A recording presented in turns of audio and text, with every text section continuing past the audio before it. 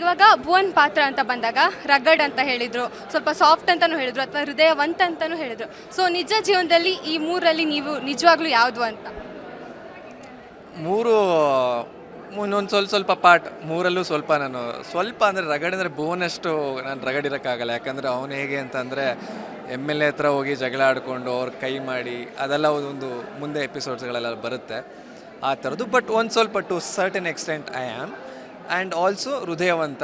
ನಿಜ ಜೀವನದಲ್ಲಿ I can relate myself to Bhuvan to some extent. ತುಂಬ ಪರಿಪೂರ್ಣವಾಗಿ ನಾನು ಭುವನ್ ಅಂತಲ್ಲ, but it's easy for me to play this character. ಯಾಕೆಂದರೆ ಈ ಮುಂಚೆ ನಾನು ಉದ ರೇಣುಕಾ ಯಲ್ಲಮ್ಮ ಅಂತ ಒಂದು ಧಾರಾವಾಹಿ ಮಾಡ್ತಾಯಿದ್ದೆ, ಅದ್ರಲ್ಲಿ ಪರಶುರಾಮ ಪಾತ್ರ ಮಾಡ್ತಾಯಿದ್ದೆ. ಸೊ ನನಗೆ ಆ ಪಾತ್ರ ಮಾಡುವಾಗ ಪ್ರತಿದಿನ ನಮ್ಮ ಹಾವ ಭಾವ, ನಾವು ಹೇಗೆ ಮಾತಾಡ್ತೀವಿ, ಹೇಗೆ ಕೂರ್ತೀವಿ, ನಮ್ಮ ಬಾಡಿ ಲ್ಯಾಂಗ್ವೇಜ್ ಆಗಲಿ ಅಥವಾ ನಮ್ಮ ಡೈಲಾಗ್ ಡೆಲಿವರಿ ಆಗಲಿ, ಅದು ಪ್ರತಿಯೊಂದು ಕೌಂಟ್ ಆಗ್ತಾಯಿತ್ತು.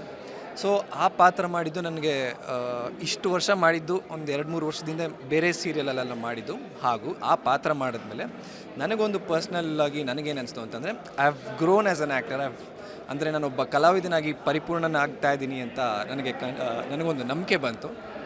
ಅದಾದಮೇಲೆ ಈ ಪಾತ್ರ ಬಂತು, ತುಂಬ ಖುಷಿಯಾಯಿತು. ಸೊ ನಿಮ್ಮ ಪ್ರಶ್ನೆಗೆ ನಾನು ಅಷ್ಟೊಂದು ಇದಲ್ಲ ಈಸಿ. ಇವಾಗ ಇದರಲ್ಲಿ ರಗಡಾಗಿ ಕಾಣಿಸ್ಕೋತೀರಾ. ಸೊ ಎಲ್ಲ ಅಂದರೆ ತಮ್ಮಂದಿರಾಗ್ಬೋದು ನಿಮ್ಮ ಮೇಲೆ ಭಯ ಹುಟ್ಟಿಸೋ ರೀತಿಯಲ್ಲಿ ಏನಾದರೂ ಅಂದರೆ ಈ ಪಾತ್ರ ಯಾಕೆ ರಗಡಾಗೆ ಇದೆ ಅಂತ? ಇದು ಪಾತ್ರ ನಮ್ಮ ಚಾನಲಿಂದ ಬಂದಿರುವಂಥದ್ದು. ಇದು ನಮ್ಮ ಡೈರೆಕ್ಟರ್, ನಮ್ಮ ಬರಹಗಾರರು ಎಲ್ಲ ಕೂತ್ಕೊಂಡು ಡಿಸೈಡ್ ಮಾಡಿ ಈ ಪಾತ್ರ ಹೀಗೆ ಬರಬೇಕು, ಈ ಪಾತ್ರ ಜನಗಳ ಮುಂದೆ ಹೀಗೆ ನಾವು ತೋರಿಸ್ಬೇಕು ಅಂತ ಅವರು ಡಿಸ್ಕಸ್ ಮಾಡಿದಾಗ ಈ ಪಾತ್ರದ ಡಿಸೈನ್ ಆಗಿತ್ತು. ಸೊ ಅದೇ ರೀತಿ ನಮಗೆ ಮುಂಚೆ ಬಂದಾಗ ಈ ಪಾತ್ರ ನಿಮ್ಗೆ ಹೀಗಿರುತ್ತೆ ಅಂತ ಹೇಳಿದಾಗ ನಾವು ಅದ್ರ ಮೇಲೆ ವರ್ಕ್ ಮಾಡಿಕೊಂಡು ಸೊ ಡೈಲಿ ಶೂಟ್ ಮಾಡ್ಕೊಂಡು ಹೋಗ್ತಾ ಇದ್ವಿ. ಇವಾಗ ಭುವನ್ ಕೋಪಿಷ್ಟ ಆಗೋದಕ್ಕೆ ಏನಾದರೂ ಒಂದು ರೀಸನ್ ಇರಬೇಕು. ಅವ್ನು ಹುಟ್ಟಾಗಿಂದನೂ ಕೋಪಿಷ್ಟನ ಅಥವಾ ಏನೋ ಒಂದು ಇನ್ಸಿಡೆಂಟಿಂದ ಅವನಷ್ಟು ಕೋಪಿಷ್ಟ ಆದ ನಾನು ಅಂತ?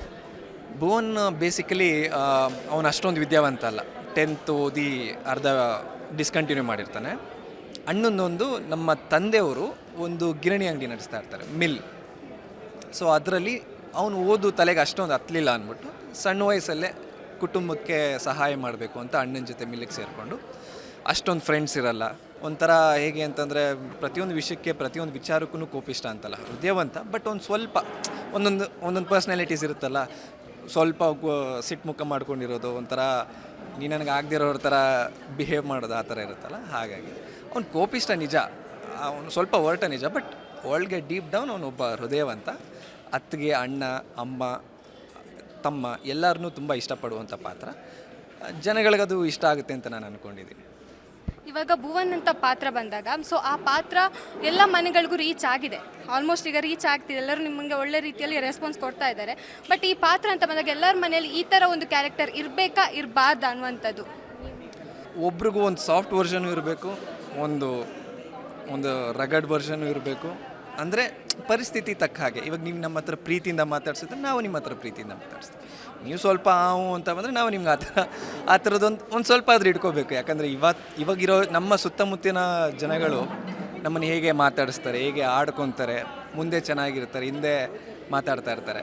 ಸೊ ಹಾಗಂತ ನಾವು ನಮ್ಮತನ ಬಿಟ್ಕೊಡ್ಬಾರ್ದು. ಒಂದೊಂದು ಚೂರು ಪರ್ಸ್ನಾಲಿಟೀಸ್ ಆ ಥರ. ಸ್ವಲ್ಪ ಕೋಪನೂ ಇರಬೇಕು, ಸ್ವಲ್ಪ ಪ್ರೀತಿನೂ ಇರಬೇಕು, ಸ್ವಲ್ಪ ಅರ್ಥ ಮಾಡ್ಕೊಳ್ಳುವಂಥದ್ದು ಗುಣ ಇರಬೇಕು. ಹಾಗಾಗಿ ಎಲ್ಲ ರೀತಿ ಈ ಥರದೊಂದು ಗುಣಗಳು ಇಟ್ಕೊಂಡ್ರೆ ಚೆನ್ನಾಗಿರುತ್ತೆ ಅಂತ ನನ್ನೊಂದು ಪರ್ಸ್ನಲ್ ಒಪಿನಿಯನ್. ಇವಾಗ ಸೀರಿಯಲ್ಲಿ ನಿಮ್ಮದು ಮತ್ತು ಸ್ವರ ಅವ್ರದ್ದು ಜಗಳನೇ ಅಲ್ಲಿ ಟ್ರೆಂಡಿಂಗ್ ಆಗ್ತಾ ಇದೆ. ಬಟ್ ಸ್ವರ ಅವ್ರಿಗೆ ಅರ್ಜುನ್ ಅಂದರೆ ಇಷ್ಟ. ಇವಾಗ ಟ್ವಿಸ್ಟ್ ಏನಾಗ್ಬೋದು ಅಂತ ನಿಮ್ಗೇನಾದರೂ ಐಡಿಯಾ ಇದೆಯಾ? ಇವಾಗ ಅದನ್ನೇ ಶೂಟಿಂಗ್ ಮಾಡ್ತಾಯಿದ್ದೀವಿ. ನಾನು ಅದನ್ನು ಡಿಸ್ಕ್ಲೋಸ್ ಮಾಡೋದಕ್ಕಾಗೋದಿಲ್ಲ. ಅದನ್ನೇ ಶೂಟಿಂಗ್ ಮಾಡ್ತಾಯಿದ್ದೀವಿ. ಅದು major plot of the serial. ತುಂಬ ಸಸ್ಪೆನ್ಸ್ ಇದೆ, ತುಂಬ ಡ್ರಾಮಾ ಇದೆ, ತುಂಬ ಎಮೋಷನ್ಸ್ ಇದೆ, ಬಿಗ್ಗೆಸ್ಟ್ ರಿವೀಲ್ ಇದೆ. ತುಂಬ ಎಂಜಾಯ್ ಮಾಡಿಕೊಂಡು ಕ್ಯಾರೆಕ್ಟರ್ಸ್ ಎಲ್ಲರೂ ಪ್ಲೇ ಮಾಡ್ತಾಯಿದ್ದೀವಿ. ತುಂಬ ಖುಷಿ ಆಗ್ತಾಯಿದೆ. ಒಂದು ಸದ್ಯದಲ್ಲೇ ಒಂದು ವಾರ ಮೇ ಬಿ ಒಂದು 5-10 more days ಅಂದ್ಕೊಳ್ಳಿ, ಈ ಎಪಿಸೋಡ್ಸ್ಗಳೆಲ್ಲ ಬರುತ್ತೆ. ತುಂಬ ಖುಷಿ ಪಡ್ತೀರಾ. ಹೀಗೆ ಎಲ್ಲರೂ ಆನಂದ ನೀಲೆ ನೋಡ್ತಾ ಇರಿ, ಖುಷಿ ಪಡ್ತಾರೆ. ಈಗಷ್ಟೇ ನಮ್ಮ 1 ವಾರದಿಂದ ನಮ್ಮ ಧಾರಾವಾಹಿ ಟೆಲಿಕಾಸ್ಟ್ ಆಗ್ತಾಯಿದೆ. ಎಲ್ಲರೂ ಅದ್ಭುತವಾದಂಥ ಪ್ರತಿಕ್ರಿಯೆ ತೋರಿಸ್ತಾ ಇದ್ದೀರಾ. ಇನ್ನು ಮುಂದಕ್ಕೆ ಸಾಕಷ್ಟು ಡ್ರಾಮಾಗಳು, ಒಳ್ಳೊಳ್ಳೆ ಎಪಿಸೋಡ್ಗಳೆಲ್ಲ ನಿಮ್ಮ ಮುಂದೆ ಬರುತ್ತೆ. ಹೀಗೆ ನೋಡ್ತಾ ಇರಿ, ನಮ್ಮನ್ನು ಆಶೀರ್ವದಿಸಿ ಬೆಳೆಸಿ. ನಮ್ಮ ಇಡೀ ತಂಡದಿಂದ ಎಲ್ಲರಿಗೂ ವಿಜಯವಾಣಿಗೆ ಥ್ಯಾಂಕ್ ಯು. ನಾನು ಹೇಳೋದೇ ಬೇಡ, ಎಲ್ಲ ಎಂಡಿಂಗ್ ಇವರೇ ಕೊಟ್ಬಿಟ್ರು. ನೆಕ್ಸ್ಟ್ ಕ್ವಶನ್ ಏನಾದರೂ ಟ್ವಿಸ್ಟ್ ಪ್ಲಾಟ್ ಕೇಳ್ತೀರಾ ಅಂತೇಳಿ ಎಲ್ಲ ಅಲ್ಲೇ ಎಂಡ್ ಮಾಡಿಬಿಟ್ರು. ಸೊ ಥ್ಯಾಂಕ್ ಯು ಸರ್, ಇಷ್ಟೊತ್ತು ನಮ್ಮ ಜೊತೆ ಮಾತಾಡಿದ್ದಕ್ಕೆ. So thank you so much. So ಇದಾಗಿತ್ತು ಭುವನ್ ಅವರ ಮಾತಾಗಿತ್ತು. ಸೊ ಹಾಗೆ ನೋಡ್ತಾ ಇರಿ ವಿಜಯವಾಹಿನಿ ನ್ಯೂಸ್. ಧನ್ಯವಾದಗಳು.